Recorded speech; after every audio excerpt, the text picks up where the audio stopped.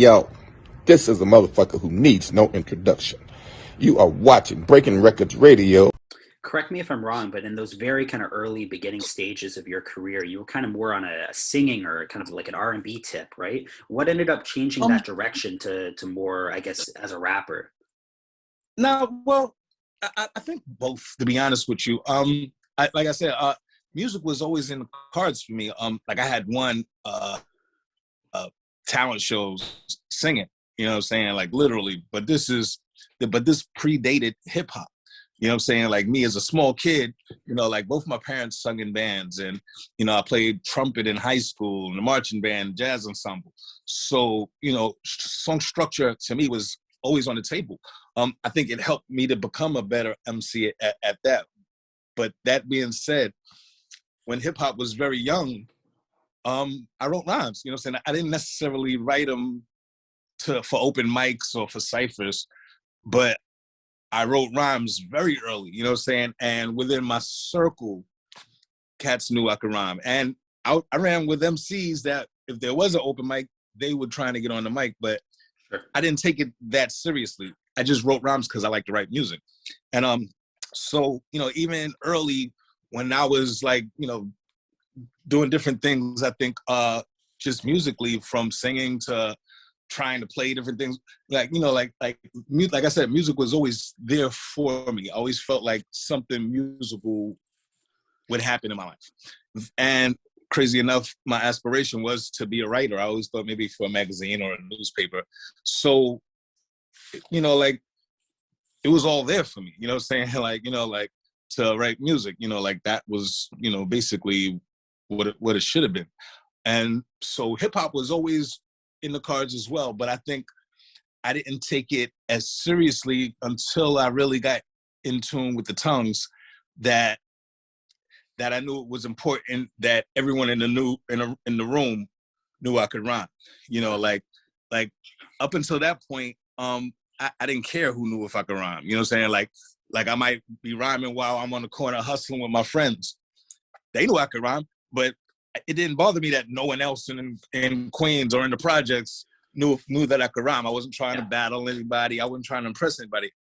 I just loved hip hop, So that being said, once it got to the place where, okay, this is it. This is we're gonna make a solemn effort to establish Black Sheep and this and the other.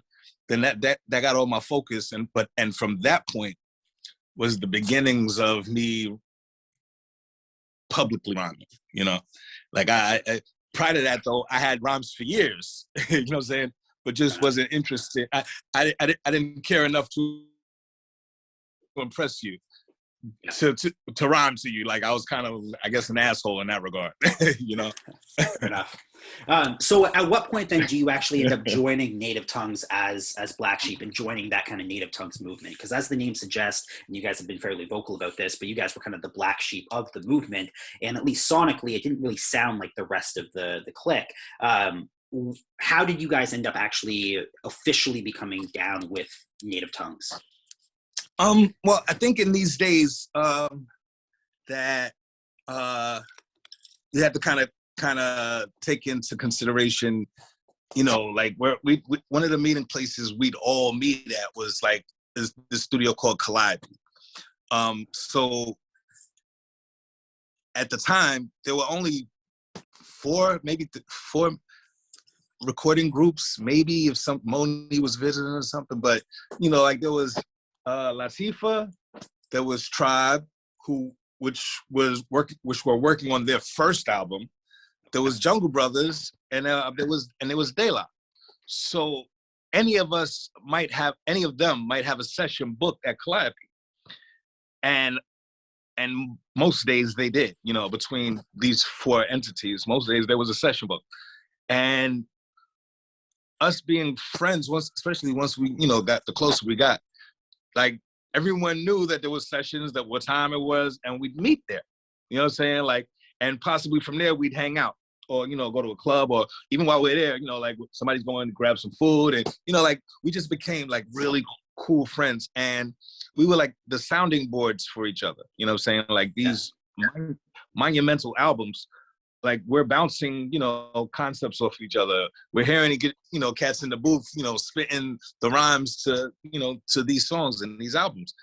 And I think during these days is really where we bonded to the degree that, we were crew, like after the club, we're hanging out together. After, we might be in a diner together, and, after a season or two of this, we were really good friends, you know what I'm saying? And so it got to the point, once it got to the place where me and Long put a demo together and got a deal, we were family. Like, you know what I'm saying? Literally with Red, the Violators, every group's entourage, you know what I'm saying? And, and that's when we looked at each other to the, like, yo, we're really the black sheep of this group, you know what I'm saying? Like, like, whereas everyone had their aesthetic, we kind of was a little bit more, just maybe a little left to center, you know what I'm saying? And, sure.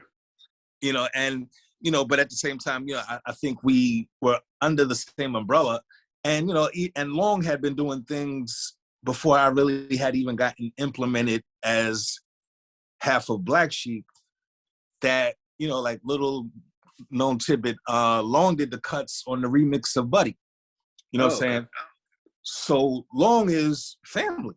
You know what I'm saying? Yeah. When they meet me, Long is family. You know what I'm saying? Like, like they're looking at him as someone that, that's in their inner circle.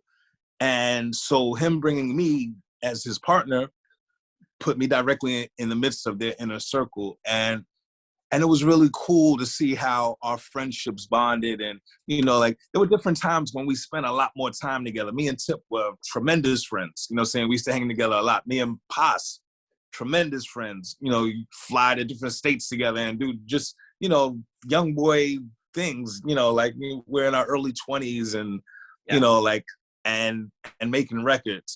It's a very small population of people that were doing that successfully. And we were amongst that. And, it was just a really cool time in my life.